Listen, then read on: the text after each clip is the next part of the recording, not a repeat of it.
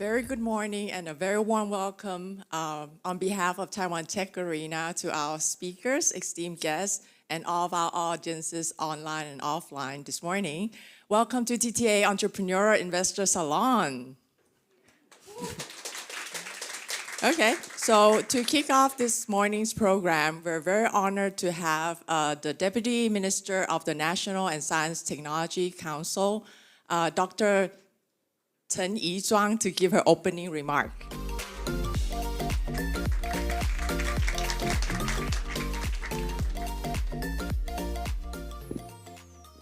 Hi, everybody. Good morning. My name is Yizhuang Chen. It's so happy to be here.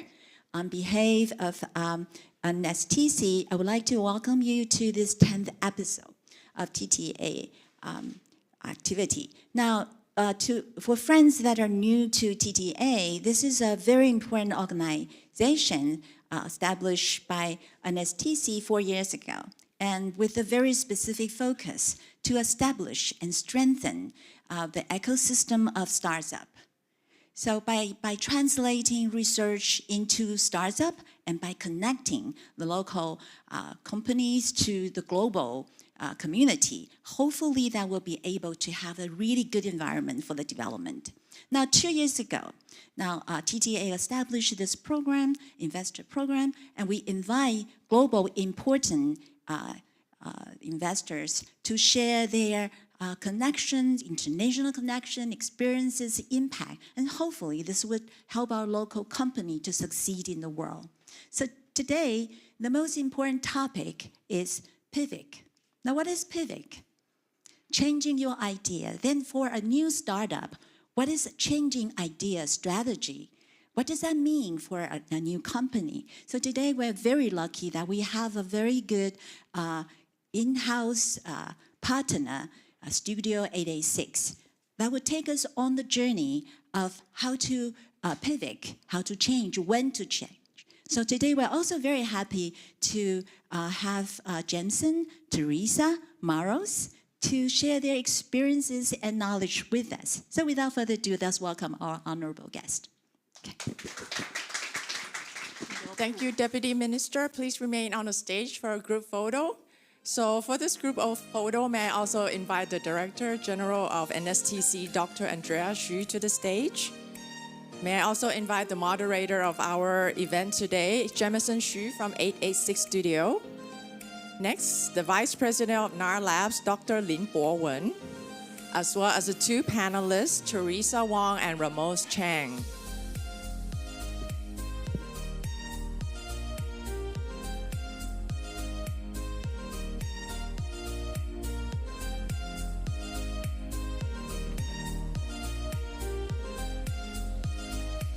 All right, everyone ready? Please look at the camera.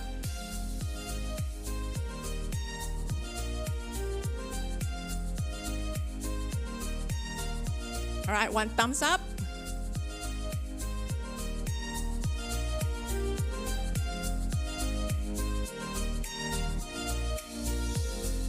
All right, perfect. Thank you. So everyone, please return to your seat.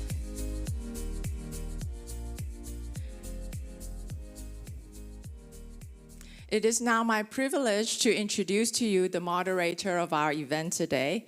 Among his many roles, Jameson Hsu is one of the founding partners at 886 Studio, a venture studio building startups that bridge Silicon Valley experience and Taiwan know-how. So Jameson is also a seasoned serial entrepreneur with several successful exits. He has also founded a startup in Taiwan called Kinetic, which is a workout app that makes CrossFit more social and more fun. So let's give a warm welcome to Jameson. Hey, next up, please allow me to introduce to you the first panelist this morning. Hey, Teresa Wong is a co-founder and CEO of Heyday, which is an interactive strength home gym for the 55 plus. Please join me in welcoming Teresa. Our second panelist this morning is the co-founder of Goodie, Ramos Chang. Goodie is an AI-enabled app which made it super easy for you to organize a gathering with friends. So let's welcome Ramos with a big round of applause. Right? So Heyday and Goodie are both pride and joy of 886 Studio. And we really look forward to hearing about all about their experience with pivoting. So Jameson, are you ready? The floor is yours. Right. Thank you. Can everybody hear me? All right, great. Thank you everybody for coming to join us. I think this is going to be a special experience. Today we're going to do something a little different than we usually do. I think a lot of the talks that we see are about successes and wins and accomplishments. Today we're going to talk about something that's more difficult to discuss in an open environment, especially in Taiwan. I think in the West and in the Valley, we do this quite often. We celebrate failures. We talk about our failures and the adversities that we face as a startup. And we embrace failure. Sometimes embracing failure is very difficult to do. And so today we have two very brave guests who are going to share not only their accomplishments, but also their failures. Because today when we talk about pivoting, what is the essence of a pivot? It is changing direction of your company. And that's not always easy to do, because when you tell somebody, when you tell your friends, when you tell your investors, what are we doing as a business? We're going in this direction. And then later you realize, uh-oh, I made a mistake. And I have to change direction. That's essentially what a pivot is. And for a lot of people, accepting that mistake and taking ownership of it is not always easy. And some people don't pivot fast enough, or some people don't pivot at all. And eventually they run into a wall and die, which is the worst. So today we're gonna hear about Teresa and Ramos' stories of pivoting, understand the process they went through, and then hopefully learn something from that experience. So we'll start off. Teresa, can you please tell us who you are and what company? Sure. Hi, everyone. I'm Teresa. We are a company under 886 Studio called Heyday, and we make a strength training equipment and program for people above the age of 55. So our goal and our mission, the problem we're solving, is we want to create a healthier, a more active lifestyle for the 55 plus community and make strength training easier and fun and safe. Great. Ramos. OK，好，大家好，我是 Goodie 的共同创办人跟 CEO Ramos。然后 Goodie 在做的事情是我们协助用户更有效率的组织完成线下聚会。那我们在今年3月的时候，从原本的口袋名单 App pivot 到现在的社交管理工具。那这个结果不甚理想啊，所以当我们在有趣的事情是，我们在过程当中有非常多的学习。那我们也正打算利用这次学习的机会去进行公司第2次的 pivot。对，那也希望透过这次机会跟在场各位朋友，然后还有线上的朋友们去分享。那希望对于各位未来在决定公司前进方向的时候有一些学习。对，然后欢迎大家交流。那如果过程当中有一些我没有说的很清楚的地方，或者是你们有想要给 feedback 的地方，都欢迎大家随时阻止我，然后我们可以再进一步交流。谢谢。All right. So in the process of building companies, we pivot very often, especially with a software company. Hardware company is very difficult to pivot because it's usually costly and time consuming. But with software companies, you're always testing, changing direction, testing, changing direction. You're learning and you're trying to hone in on the exact direction that will lead to the greatest success for the company. So even though we have constant pivots, we're going to hear about some of the major pivots that you guys have gone through. Who would like to start first? Teresa, ladies first. I can start first. So when we started Heyday around 1.5 years ago, we wanted to build something. So it was like when we started Heyday at the height of Peloton. Let's think about this. So it was like when Peloton was 4 times as big as it currently is in the market value right now. So we're like, okay, we want to do like a Peloton sort of thing, but for seniors, and we want to pursue a D2C model because we see this opportunity to do a D2C model in this market segments. So we started out as a D2C company, and then after a year, we did a lot of testings and then fundraising and stuff like that. We noticed that, okay, D2C model according to the resources we have right now and the market sentiments and also fundraising sentiments, is pretty hard to keep on doing the D2C model story. So we pivoted to a B2B model. So now we're selling to like senior living, 55 plus community. We're still capturing the same markets, but we're using a different business model. And it is still selling to the business senior livings in the US. So that's kind of like how we pivoted and why we pivoted, but we can talk about that. Like we can unfold that later. Yeah. 好，那我分享一下我自己的 pivot 经验哦。在今年3月之前，我们在做的服务是一个口袋名单的 app。那当时我觉得我们做的不好的点是这样的，我们并没有一个好，我想看怎么说这件事情哦。我觉得它会是一个对我来说 pivot 这件事情，它是一个机会成本的概念，就是你要选择做下一件事情，它的价值必须要很显著的比你原本在做的事情更好。对，那如果没有更好的话，那就是做错误的事情。那这个大框架是有的，但当时我们遇到的状况是我们并没有办法很有效的评估我们做的有多好，所以没办法帮助我去做一个更正确的决策。所以当时遇到的问题是这样的，当时遇到的问题是我们做了一个产品，然后我们上线3个月左右。那我上3个月左右，然后呢我们取得了差不多1100多个下载左右，然后我们每个周的平均增长大概在5%，然后我们有大概20-30个用户持续性在使用我们的产品。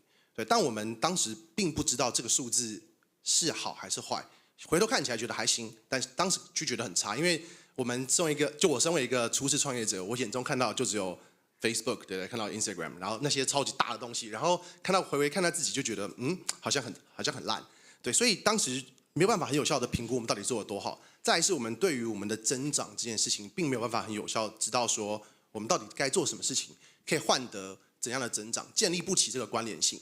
所以我们当时就决定说，是不是要做一个内部的讨论？所以我们讨论完之后，我们发现如果要产生 network effect， 需要达到用户的数量级比我们现在有的数量是大得非常多的。然后同时我们也掌握不了这个增长的关键因素在哪，所以我们决定说，是不是我们要做个功能性更强的产品，让大家去使用的时候是有个原因去使用的，所以我们就决定要 pivot。对，所以我们当初决定要 pivot 的思路大概是这样子。对，那至于说如何去换到哪一个项目呢？那这个部分我们待会可以再做分享。Great. So you guys have gone through these pivots. I think one of the most important things to understand about when to pivot is knowing how to use the data and making sure that you make a very well-informed decision before pivoting. Not all companies do that, and not every decision needs to be thoroughly evaluated, but a lot of the major decisions do, and it sounds like Teresa went through a big pivot in changing from B2C to B2B. And so can you talk us through the process that you went through in making that decision? Yeah, sure. Let me think how to elaborate this. So we started out as a B2C model, and the major reason for pivoting is, first of all, we noticed that it's not like people in the B2C space, it's not like people don't want it anymore, but it's more like we go back and kind of calculate our resources and be like, okay, if we want to keep on pursuing this B2C model, we need to throw a lot of money on marketing. We need to throw a lot of money on building our maintenance network because we're a hardware product. We need to spend a lot of money on distribution channel. And those are not the resources we have at this moment. We need to raise a lot more money than we currently raise or is able to raise. And then the second reason that we also decided to pivot is that we're building our prototype right now, and there are already companies and businesses knocking on our door that shows a lot of interest in buying our product. So we're like, well, if there's already a lower-hanging fruit that is knocking on our door to buy our products, then we can consider whether we want to go to this B2B channel. So with those two push and pull reason in mind, we decided to make a pivot and start to explore a little bit about this B2B route. But when we started to make this pivot, it still wasn't very clear whether this is a good idea or not. And I think whether this is a good idea or not needs to be verified and validated. So we actually spent around 2 months to validate this idea. And we validated this idea by talking to a lot of customers. I think this is just the first step. Talking to a lot of customers. We went to, because it's a B2B business, and to step back a little bit about caveat. So we're in this hardware industry, fairly traditional. So a lot of experience is probably not relevant to software industry or some other industry that's easier to go into. So a couple of things that we did to validate this idea is talking to customers, but our customers are like senior livings, gyms, 55 plus community, somewhere that's fairly traditional. So how we did it is I went to trade shows, like to where they're at, and kind of make like just pitches, pretend that we already have a product, and be like, hey, do you want to talk to us? We have this amazing product. Do you want to give it a try? Obviously, we're being pretty honest about it. Like, our product won't be out until a couple of months. And just to gauge the sentiments to see whether the market is actually there and how easy we can access those customers. And we also did a lot of interviews, just qualitative interviews with the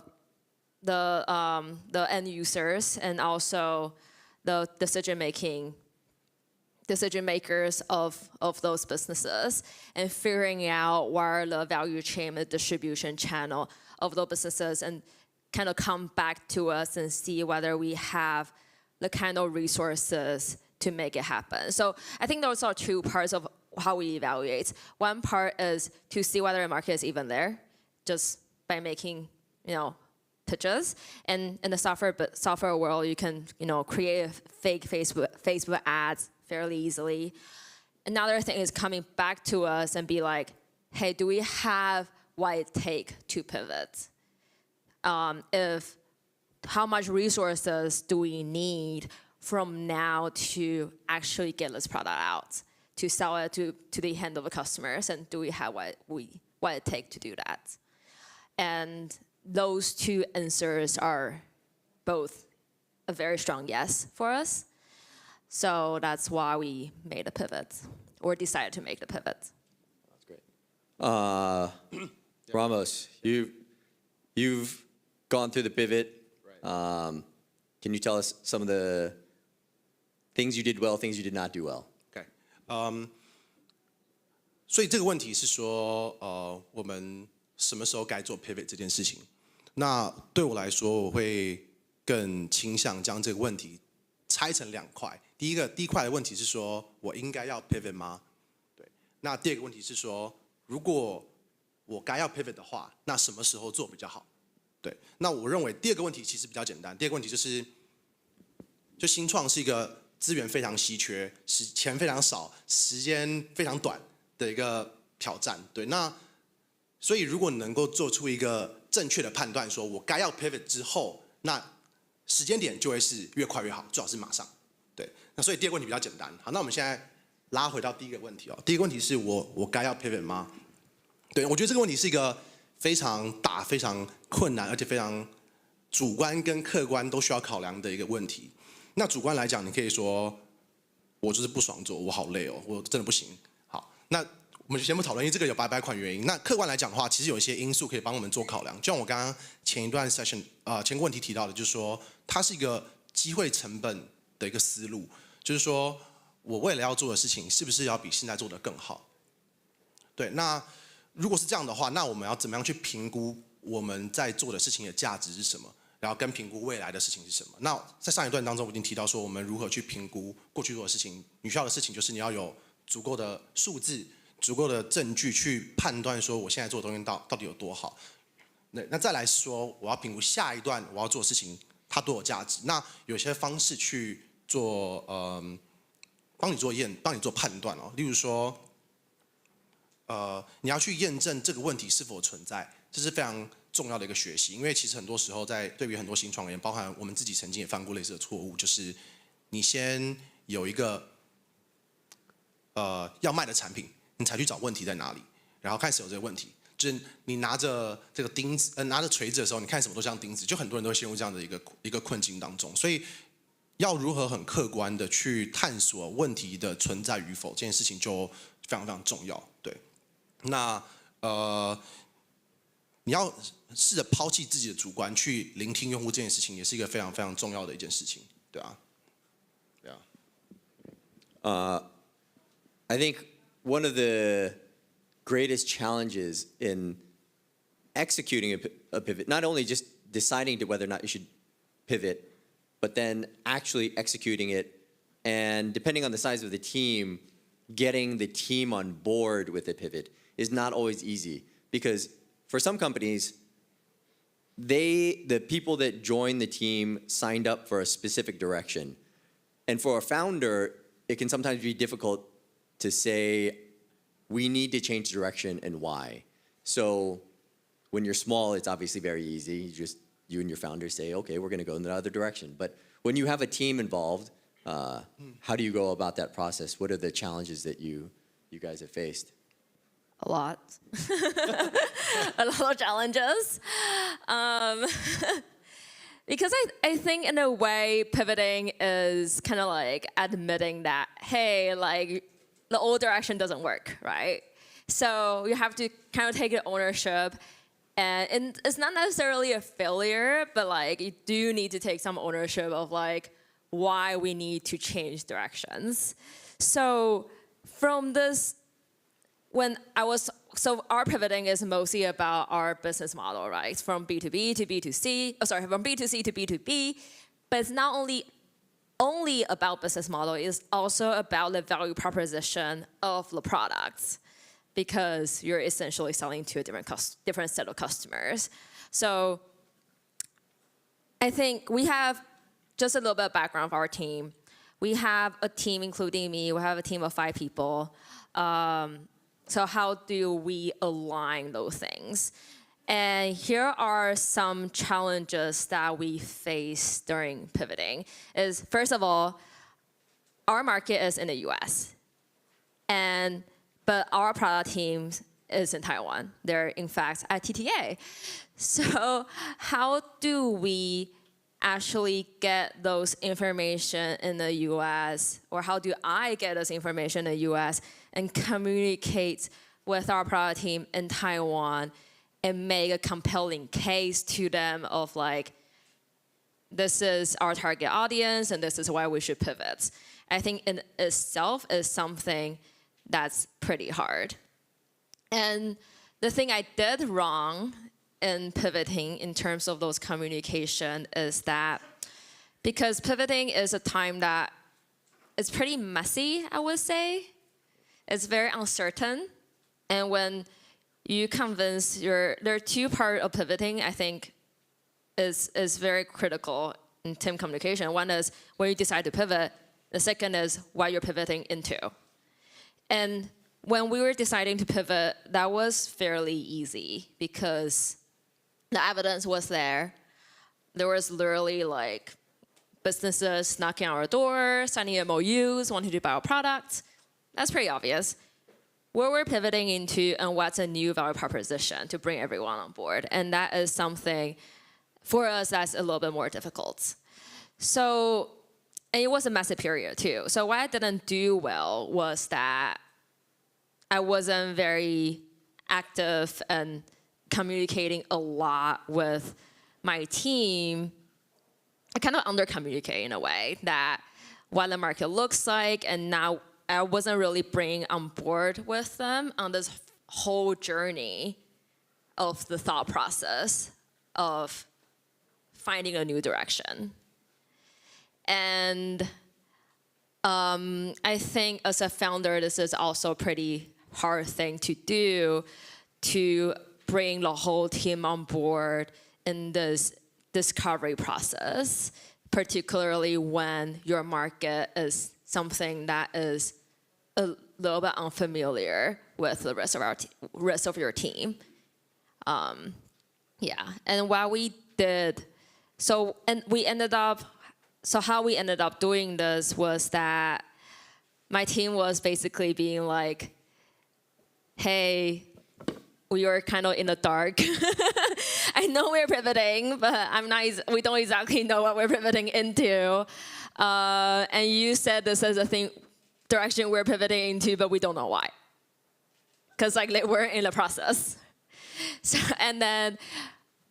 what I ended up doing was that I probably spent 2 weeks of time and having an hour or 2 hour meeting almost every day. And I was in the US because I was in the US talking to customers, going to trade shows, figuring out the market, and most of our team is in Taiwan.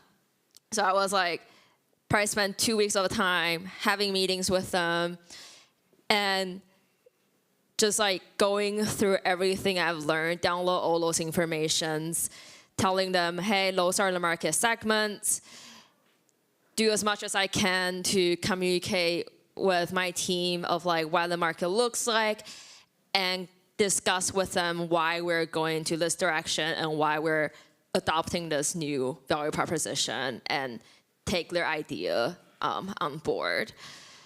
And if I could do this again, I think what I would do is really I think a lot of people have this, already talked about this, it's like broken record, is to over-communicate. Just over-communicate, and bring everyone on board, especially when you have a very small team. And yeah, just communicate more than you think you should, I guess. And just be very transparent along the way. Be very transparent about the thing you know, about the thing you don't know. Not only about the thing you know, but also about the thing you don't know. I think this is something that's very important. And sharing failure, sharing rejections. Why does a customer reject you? And the reason behind it. And be very transparent with the team. So not only sharing about good news, why does customer want this, but also why does customer doesn't want this? Yeah, so I think with a very small team, to build that kind of trust and to bring them on to this pivoting journey, not only with you and your co-founder, but also with the whole entire team, is incredibly critical. Yeah. Ramos, what? Yeah, I'll go ahead. What do you got for us? Yeah. 我觉得沟通这件事情，我相信大家都觉得很重要嘛。那我觉得分享说，pivot 通常对于早期团队比较发生在早期团队身上。那好处是早期团队它的这个机会成本比较低，因为它要 pivot 的话，它不需要放弃太多事情。对，那通常容易的另外一个原因是说，早期的投资人通常他投资的是人，而不是你的产品。所以其实如果你的创业的团队本身还是那几个人，但是呢，你们共同决定好一个新的方向，该往哪里前进。如果内部有一个共识的话，其实对投资人的沟通也是容易的。所以我想要将重点专注在内部的沟通上。对，那内部沟通其实我发现台湾很多团队有类似这样的问题，包括我们自己曾经有这样的状况，就是很各司其职。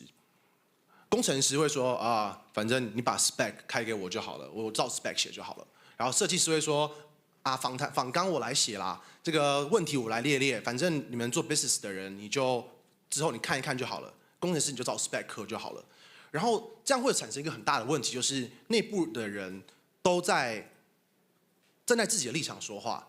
那我觉得对于一个团队最重要的而言，就是你要当个只听用户话的人，就你的意见是什么一点都不重要，投资人跟你说什么不重要，对，那 co-founder 跟你说什么不重要，最重要的事情就是用户跟你说我要这个，他就是要这个，他不是要这个，也不是要那个，对，所以但很多旁边的人会觉得说啊，我经验很够，你相信我，那我觉得这就不是一个非常理想的一个状况啊。那如何去解决这件事情呢？我觉得我们自己团队里面有做了一件事情，我觉得非常的赞，就是我们很喜欢跟用户沟通，对，然后我们在每次的访谈之后呢，我们都会将访谈的过程全程录影下来。录影下来呢，我们就会开一个档案，去将这个录影的连结放在上面，然后我们会去将我们认为重要的一些时间轴拉出来，例如说3分17秒，用户说他不喜欢 blah blah blah， 写下来；5分17秒，用户说他喜欢什么 blah blah blah， 写下来。然后我们会要求团队当中每个人都要去尽可能的在过程当中直接参与访谈。那如果真的有时间上不允许的时候，你也必须要花时间去重新看大家列出来这些 bullet point， 或者是有时间的话，你可以看完整段的访谈，去确保说我们每个人随时随地都有一样的认知。而且这件事情越早开始被进行越好，因为随着你时间越晚被进行，每个人的立场会逐渐的建立起来。当你的立场被建立起来的时候，你回头去看这些录影，你就会从这些素材当中，这些素材本质上是很客观的，但因为你已经开始主观了，你就会从这些客观的素材当中去找到符合你意见的这些点，去作为你自己的支撑，最后就会演变成各说各话。但你在团队当中，你最不希望发生的事情就是各说各话，你希望大家都能够 speak for the users， 就是帮用户说话，因为用户其实你希望他离你越近越好，因为你的核心的目标就是要打造一个产品是用户喜欢的，对吧？那这就是我觉得一个好的 pivot 会是，他不会是老板说，我觉得我们要换方向了，然后大家说啊，为什么要换方向？哦，那我们换什么方向？其实你很难3言2语去将这件事情说完，对于老板来说也是很困难的事情，对于这个团队当中也是很困难的事情。但如果过程当中你们持续性，像 Teresa 刚刚提到的 over communicate， 就是你不要担心说你讲太多，你就是想尽办法让大家随时随地在立场建立之前就有一定的共识。那这个决定 pivot 的过程，它就不会是一个人的决定，而是共同产生的决策。那这还是一个比较好的 pivot， 因为换成什么方向，你也会比较明确的理解，对啊。那至于换成什么方向的事情，其实因为 Teresa 她已经走过这个次流程了，那我们其实也走过。那这次的结果来看，其实并不是到非常理想，对。那所以我就会反思说，如果那我们重来一次，我们怎么样去 evaluate 一个想法？所以我觉得在场，我相信有一些人可能正在创业的旅途上，或者是正要跨入这个创业的旅程。那如何评估想法这件事情，其实我在回首这个重新审视的过程当中，其实有一些点子，也许或者说我去评估我该怎么做一个新的项目的一些考量的点，那希望跟大家分享一下。就我想说，我自己会将 evaluating ideas 这件事情或创业这件事情去跟设飞镖来做一些比对，对，就是我觉得它当中有一些相似之处，对吧？那我感觉大家现在现场有点安静，那我想要请一个我想要请一个人来当一个靶心，好了，有没有人自愿想要当靶心的吗？好，你要当靶心吗？好 ，OK， 好，好。那我有列下来一些点哦，对，那这个我觉得就是创业的本质，要挑选一个新的方向，本质就是你要射中红心嘛，你想要做一个好的产品，那就像是射中靶心，当中有一些运气成分，对，但是实际上呢是很困难的。所以对你来说，你最好的策略就是你要有越多支，射出越多支，你有瞄准的飞镖越好，对吧？那我要怎么样射出越多支好的飞镖呢？那有几个点，第一个是你有没有热情。好，那这个你就当我的靶心好了，好不好？好，就是说我有没有热情这件事情很重要。就是说，如果我今天我没有热情，他是我靶心，然后我要射一个飞镖，然后我一丢没中，对。然后如果我没有热情了，我就会觉得啊，好了，好累哦，算了，我不要搞了。但如果今天我是个很有热情的人的话，我就会我没中，我再丢，对，一直丢，总有一天他会接到，对吧？所以这就是第一个我觉得最重要的因素，就是你必须要对这些事情很有热情。第二件事情就是你要有一个所谓的这个 founder market fit， 就你要身为一个创业者，你必须要对你所在的题材有足够的理解。如果你不理解的话，你就像是这个盲人摸象，就是一个眼睛看不太清楚的人要去丢飞镖，就你很难丢中。当然不是说你不会丢中，但你的精准度、命中率就会很差。所以为什么一些创投他们喜欢投就是连续创业者？因为他们知道说这些人有足够的经验，也许他们更准。为什么他们会看说这个创业者对于这个市场有更多的理解，他的准度就会更高？例如说我张着眼睛丢，跟我闭着眼睛丢，当然结果就会有所不同。对啊，那再来是说，通常很被忽略的一个点是这样的你多快可以将你脑中设想的这些假设去被验证出来？对，多快可以做到这件事情？我们举例而言，例如说我是个火箭专家，对不对？然后我想要发一个火箭去冥王星，那我需要做出一个冥王星火箭，我可能需要50年。那你可能这个想法根本就错了，但你发现你错的时候，其实你已经过了50年，甚至你根本没有足够资源去支撑你到你的想法被实践的那一天。对，所以你希望挑选一个 idea， 特别是对于软体新创而言，你希望是很快想法可以被验证。那这个想法当然也不是只有我提出来，就是我也是跟 YC 学的。YC 就是说，你希望你的想法在你的 MVP 在2周之内、3周之内就做出来，不停的迭代，一直去丢你的飞镖。就是你不要丢一个嘛，你可以比如说再丢，狂丢，你不要一直瞄，你就一直丢，有一天他就接到了。对，所以你要在你的资源花费之前去将你的飞镖丢中目标，这是你一个最重要的一件事情。对，再来是说用户的反馈。就如果我今天好，假设我是闭着眼睛丢，基本上创业这件事情就等于闭着眼睛丢，对不对？然后如果我今天丢完，好 ，That's right， 就是如果我不去问他说，你有接到吗？你有接到了吗？他如果我不问他，我永远也不会知道我到底丢中飞镖了没。而且最惨的事情，可能是你明明已经丢中了，你又再丢了一张出去，发现没中，然后你就是丢，但是你浪费了一个丢中的机会。所以你需要很固定去的跟你的用户有很持续的沟通，最好把他当成是你最好的朋友，当成是你的亲密爱人这样子关心他。对，那最后当然很多人会说，你这个市场大不大啊什么的。我觉得这件事情其实是很重要的事情，没错。但我觉得它的重要性的排序应该要放得更后面一点，原因是在你真的成功之前，你不知道这市场到底有多大。举例而言 ，Facebook 起来的时候，谁知道 Facebook 会变成现在这样超级巨头？你不知道，对吧？你就觉得说不就是这上面可以看妹子吗？你就觉得好像很废，对。但实际上它就是个超级大的怪兽，对。所以我觉得它是不是一个要被考量的点是，但它是不是一个优先重要的点？我认为不是，对吧？所以我现在在做下一阶段 pivot 的时候，这些考量的因素，它就会是协助我做一个比较理性决策的一个这些考量点，大概是这样子。All right, thank you. Thank you, Freya, for being such a very good target. So one of the things I wanted to find out is, how many people in this audience have gone through a pivot or are thinking about pivoting? Anyone? No one's gone through pivots. Yeah, there's one over there. Yeah, right there. Oh, okay, great. Yeah, not easy, right? And I think it takes great courage to go through it. It takes great courage to tell the world to accept responsibility for it. So thank you guys for sharing those stories. I'd love to open up. We have a few minutes left.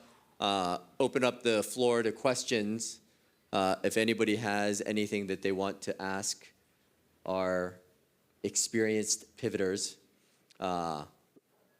anything? If not, then online questions?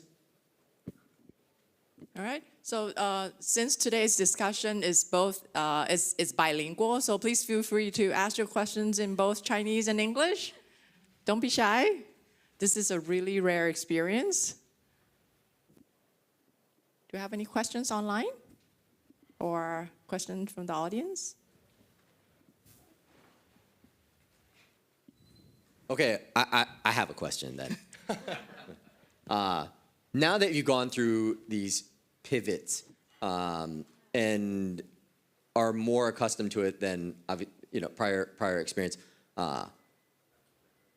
what would you do differently? Would you pivot faster, or do you feel like you would spend more time evaluating your decisions before pivoting? So pivot faster or slower? Yeah， 我个人的话，我会觉得，通常大家 pivot 的就我们自己的状况是我们在 pivot 的决策上并做得不够理想。对，就是我们在决定换方向这件事情，在评估旧有的方向这件事情并没有做得很理想。对，所以我自己的经验里面，我会建议我自己，就是以前的自己说，我应该要慢一点 pivot。对，就是你要更精准的评估你过去做的事情到底是好还是不好，这是第二个。再来是我要重新去评估，说我接下来换了下一个方向，到底有没有比现在更好，好多少？那考量到我之前当下的机会成本跟过去的沉没成本，那我整体的计算下来，我到底该做还是不要做？然后我认为，虽然大部分的公司遇到的状况都是 pivot 太慢，对，但对我们而言，我觉得我们真的是做得太快了。对，所以如果重来一次，我会更审慎评估这件事情。对，我发现我会因为就是上一个人讲的是什么语言，然后就变成什么语言。我觉得我现在没有办法讲英文，不好意思。那个好痛苦哦。相信大家也听得有点小痛苦，真的很抱歉。会做什么不一样的事情？我觉得我们 pivot 的速度，我觉得我是还算满意，就是我们有看到了没有办法 pivot 的必要性，那也有强烈的证据觉得说我们应该要 pivot， 所以那时候其实就蛮果断的觉得要 pivot。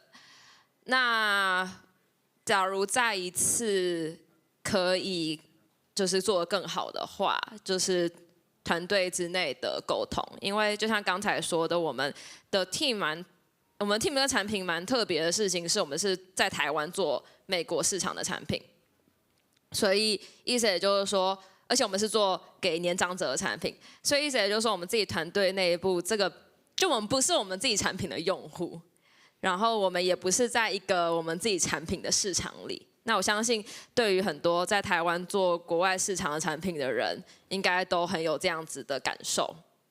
所以在这样子的状况之下，要如何让自己团队成员更加的了解为什么要 pivot， 更加了解市场资讯，是非常非常非常重要的。那就像是刚才 Raymond 说的，就是很多时候台湾的就是做产品的团队，比如工程师啊，或者是设计师，可能会各司其职的心态，我们团队是没有啦，但是可能别的可能会有，就是觉得说，哦，这就是我的工作，他叫我做什么就好。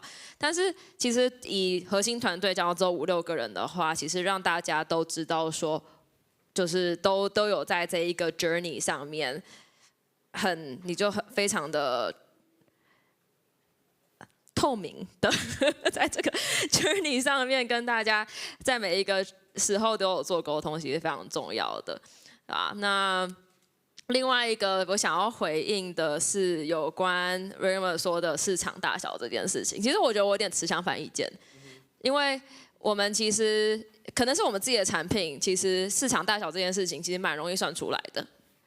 那因为我们在一个相对，我们要去 disrupt 一个相对传统的产业，所以其实我们原本 pivot 到我们 B2C， 其实原本是本来就想做美国市场，然后我们 B2B 的时候本来是有想说，要不要先从台湾市场开始，然后再之后再做到美国市场，因为台湾市场有蛮多客户已经对我们有兴趣了。那时候其实，可是我们那时候就是大概评估了几个礼拜之后，觉得说在台湾这个产业、台湾市场其实还是太小，而且我们原本想说，哎，那有没有可能就是台湾市场，我们做一个产品，然后台湾市场跟美国市场都两边都可以用。然后到最后我们就是去美国市场做了很多研究跟访谈，跟直接跟美国市场的客户聊了之后，发现没有办法，就他们两边的 use case 还是差太多了，而且美国市场那边的客户其实这市场也蛮大，而且他们是愿意，就他们购买意愿也是蛮高的，所以我们就因为这样子的原因，因为也是资源有限，所以就决定还是只是 focus 在美国市场啊。Great. So thank you guys very much. I've learned a lot from this experience, but also I've gone through many pivots myself. So you know, I understand. I can relate to many of the challenges that you guys have gone through. Needing to be passionate about the space, needing to talk to customers. I think one of the most important things is talking to your customers and understanding whether or not the direction is correct. And sometimes if you don't have customers, then you have to just look at the data, making sure the market is ready, making sure the economy, or especially now, you know, it's very important. And knowing your resources, whether or not you have enough runway to make a pivot. So many of these things, thank you guys for sharing. And probably the most important thing is having the courage to make a pivot, because sometimes it is scary to change directions, especially if it's a big, big change. So thank you, everyone. Thank you, everyone, for attending. Jameson, we actually have an online question from an online audience, so if you guys like to answer that as well. So great. An audience asks, like, how do we, as a CEO, how do you help, because pivoting is a time of uncertainty, right? So how do, as a CEO, how do you help your team go through this time of uncertainty and scary, like, faster? I think we discussed that a little bit, but could you elaborate a little bit more? That one, go ahead. Okay, I'll go ahead. It's hard. It's hard, and I think I will say there are, because I talk a lot about communication, over communicate, and what does that mean, right? Like, you might think updating your team once a week is over communicate, but most of the time it's not. And coming back to a CEO himself or herself, I think for just like knowing your weaknesses and tap into your fear and be transparent, for me, be transparent and vulnerable about this in front of our team is actually really important, because when you're afraid, which is very common in a time of pivots, your team could tell. And if you don't tell your team about it, your team would know. And your team will be like, what's going on? And that is, I think that's eroding the foundation of trust within your team. And within the team, the most important thing, actually the reason why I talk about over-communicating, honestly, the most important thing here is building the trust within the team. And a team relationship is like any relationship in the world, with our parents, with our spouse. Trust is so important, and this is something that you have to consciously maintain and manage. So actually, at the end of the day, is really to build trust within the team, especially through those kind of uncertainties. And that comes from over-communicating. That comes from being vulnerable, being authentic, being transparent with the team. And when you talk about, if you're over-communicating, but you're still not being authentic or transparent, your team will know, and that's actually not doing anything. And now that my over-communicating rule of thumb is that you literally have to talk to the same person about the same thing at least 3 times. To literally like 3 times or like every day to make just tell them like every day, like seriously, like just every day, like during the stand-up, just every day, just tell them like what you found and what's on your mind, like a broken record, seriously. And also be transparent and authentic because people would know. People can see through the bullshit. Yeah. 我觉得我的想法基本上跟 Teresa 是很接近的，就是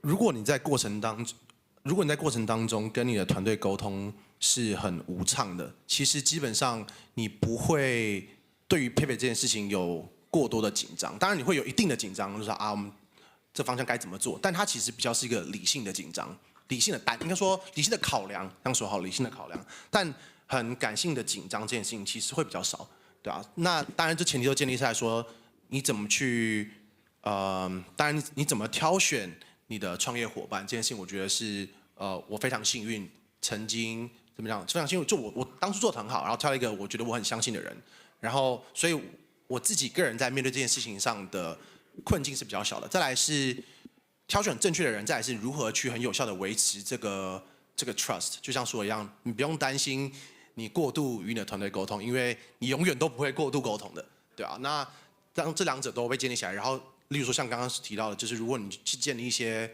共识，比如说你做一个表格，去将访谈的资讯都放在上面，确保大家无时无刻都是 aligned 的。那我觉得这件事情都被做好的时候，其实就团队里面你只会去想着怎么样去解决下一个问题，而不是会担忧说那我们现在怎么办？很无谓的这种心情上的负担就会小一些，对啊。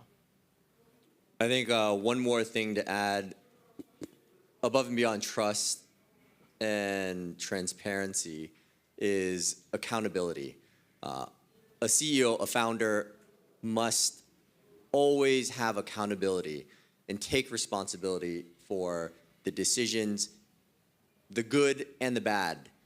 If a CEO or a founder is taking responsibility, taking all the glory and passing on all the blame and saying when things went wrong, oh, you did this, if they don't accept responsibility, it's going to be hard to get a team to get behind you when you're going through times of adversity or when you're making a big shift in direction.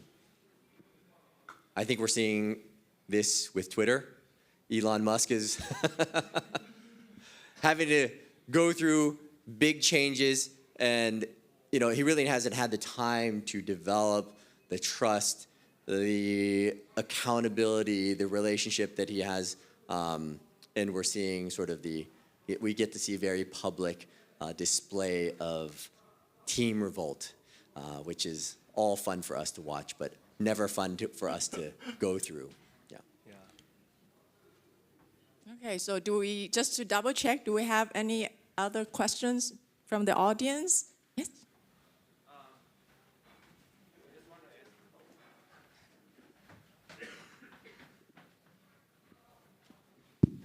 Hey, so I just want to ask the founders, the guests, was there a time that what you're doing is failing, it's not going to work, but I don't know what will work. I don't have the future direction.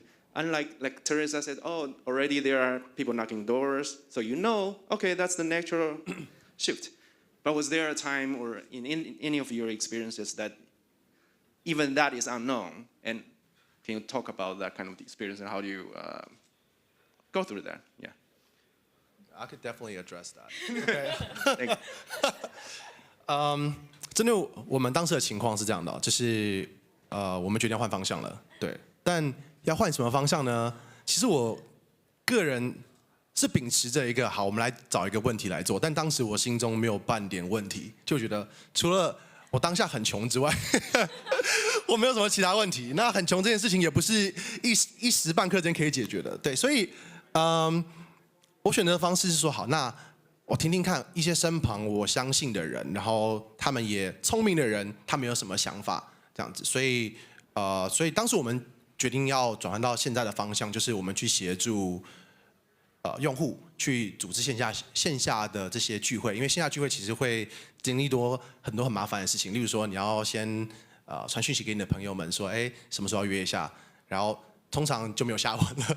对，然后再来就是朋友回复之后说，哎，那要去哪里，要吃什么，然后你要定位，定完位之后你要说，哎，好像没定到位置，哎，或者说你定到位置了，这个是12月5号要聚会哦，然后他们就说，哦，然后有些人就已读了，然后10月5号的时候你就发现一堆人说，啊，是今天吗？哦，怎么办？我有事，你就觉得很阿杂，所以我们就决定说，好，那我们一起来解决这个问题，对吧？所以，但具体要如何解决呢？这个就是另外一个大哉问了，就是你只知道一个问题存在，但是你想要提供的价值主张是什么？就他们想要被提供的价值是什么？这个东西又是一个需要不停的假设、验证跟结论，然后不停 loop 的一个过程，对啊。那当然，这个过程当中就会很迷惘，就想说我到底在干嘛？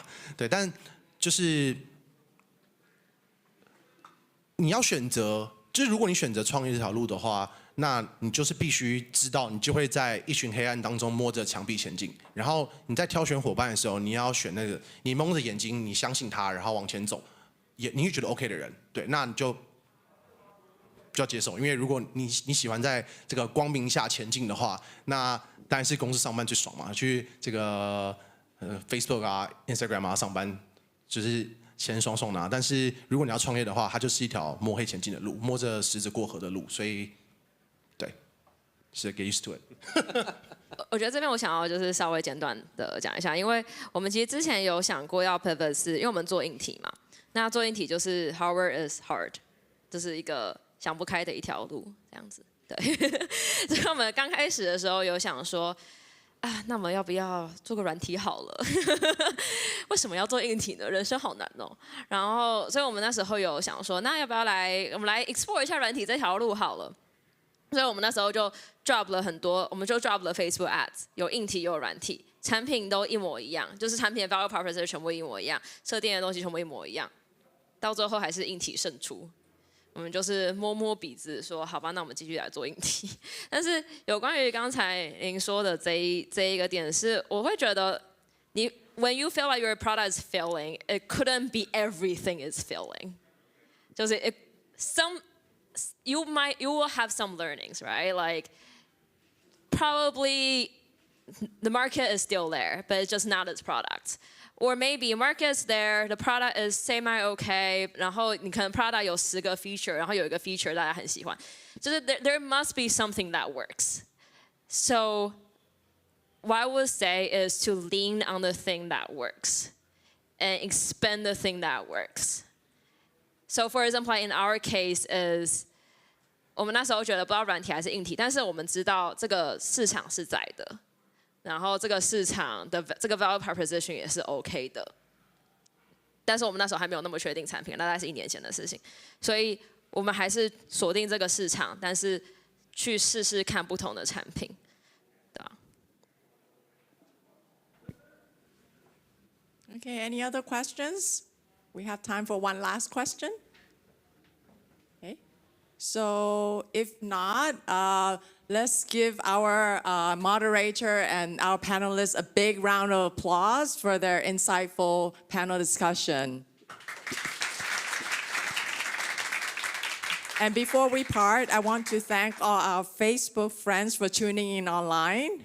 Thank you. See you next time. Thank you, everyone. Okay, you. now I want to invite our speakers to join our audience for another group photo.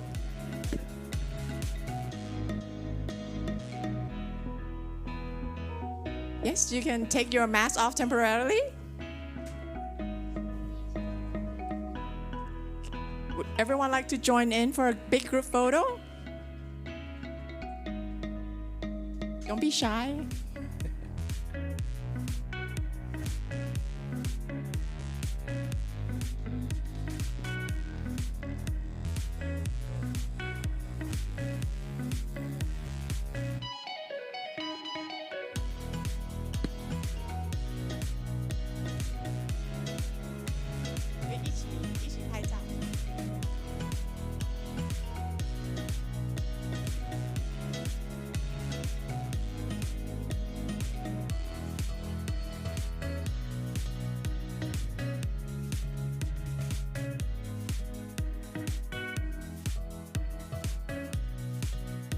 right, everyone ready?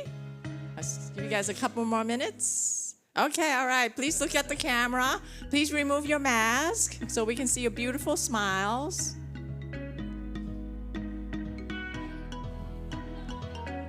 Thumbs up. Big smile. It's Friday.